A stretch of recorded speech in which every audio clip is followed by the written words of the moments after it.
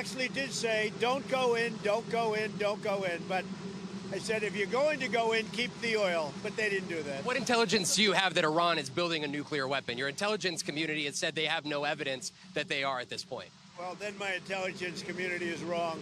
Who in the intelligence community said that? Your director of national intelligence, Tulsi Gabbard. She's wrong.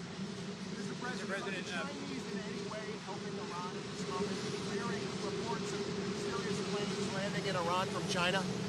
They say that they're there to take people out, but I can't tell you about that. I get along very well with China, get along very well with President Xi. I like him, he likes me.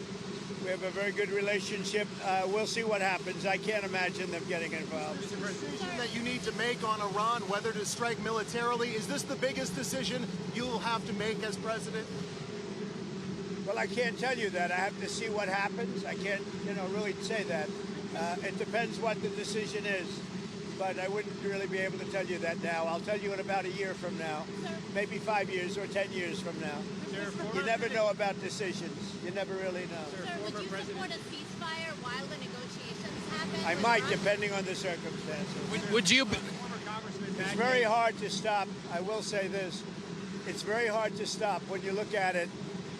Israel's doing well in terms of war, and I think you would say that Iran is doing less well. It's a little bit hard to get somebody to stop. Sir, Liam Cosgrove was here.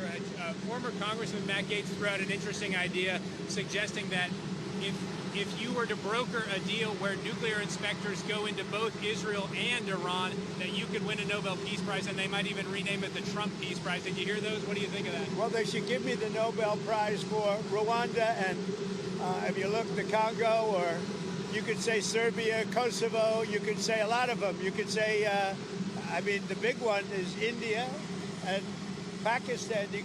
I should have gotten it 4 or 5 times. I should get it for the, I would think the Abraham Accords would be a good one too.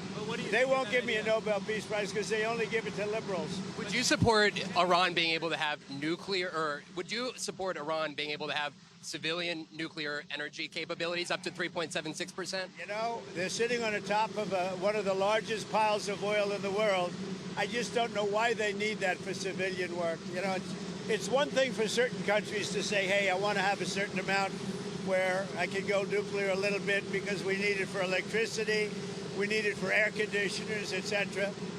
But when you're sitting on one of the largest oil piles anywhere in the world, it's a little bit hard to see why you need that. Yeah.